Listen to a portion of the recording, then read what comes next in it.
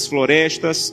E um dia ele foi na cidade de Sodo, uma cidade no sul da Etiópia, e conheceu um pastor chamado Tadessa Assai. Um homem de Deus que tinha uma especialidade. A especialidade do pastor Tadessa era pregar nos funerais. Onde tinha um funeral, o pastor ia. Então, quando a polícia sabia onde tinha funeral, ia lá porque o pastor estava pregando, pegava o pastor, prendia o pastor, espancava o pastor, soltava o pastor e ele voltava a pregar. E um dia a polícia ficou com tanta raiva que disse assim: nós não vamos mais soltar o pastor Tadessa, ele vai ficar preso agora. E ele pensou: já que eu vou ficar preso, vou pregar na prisão. E levou 22 a Jesus Cristo dentro da prisão. E a polícia disse: não vamos mais soltar o pastor Tadessa, nem vamos mais deixar ele preso, nós vamos matar o pastor Tadessa eletrocutado, para servir de testemunho para que ninguém mais queira seguir Jesus.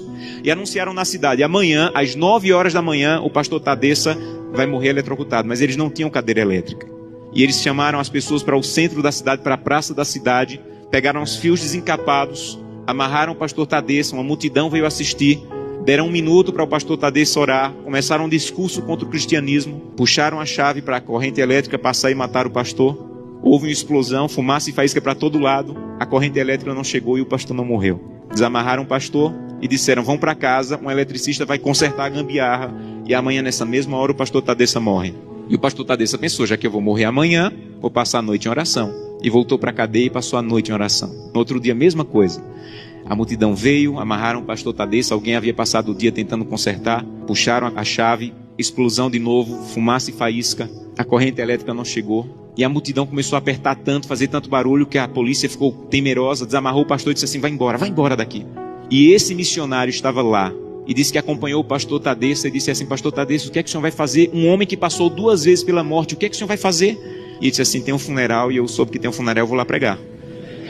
E ele disse assim: pastor Tadessa, eu represento milhares de cristãos na América, e nós estamos orando muito por vocês.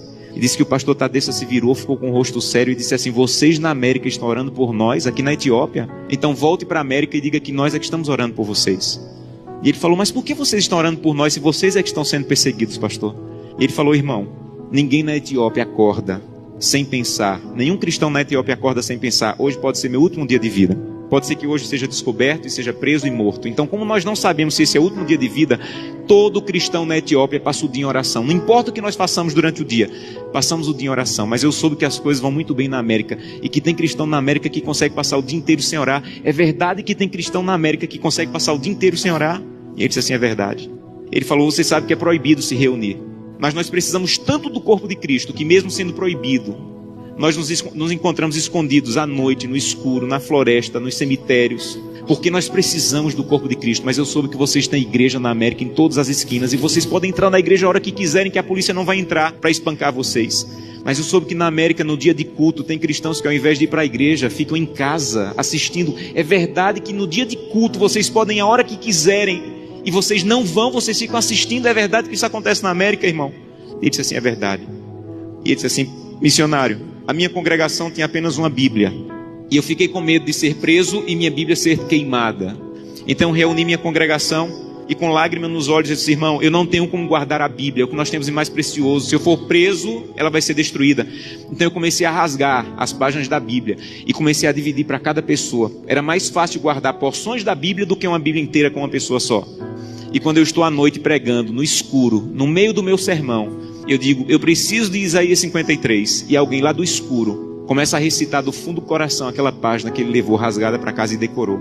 Mas eu soube que na América vocês podem ter 8, 10 Bíblias em casa. E eu soube que tem cristãos na América que, apesar de terem 8, 10 Bíblias em casa, passam uma semana sem ler a Bíblia. É verdade? E ele disse assim: é verdade, nós é que precisamos de oração. Meus irmãos, urgentemente precisamos de oração. Porque cantamos: breve Jesus voltará. Levantamos a mão no apelo dizendo assim: eu quero voltar para o céu para ser dono de tudo. Mas ainda não estamos indo a Jesus de maneira séria, para que Ele arranque o egoísmo do nosso coração, e que nós possamos entrar na porta do céu, e nós não vejamos a rua de ouro, nem a parede de pedra preciosa, mas nós possamos olhar para o rosto maravilhoso de Jesus, aquilo que nós aprendemos a olhar nessa terra.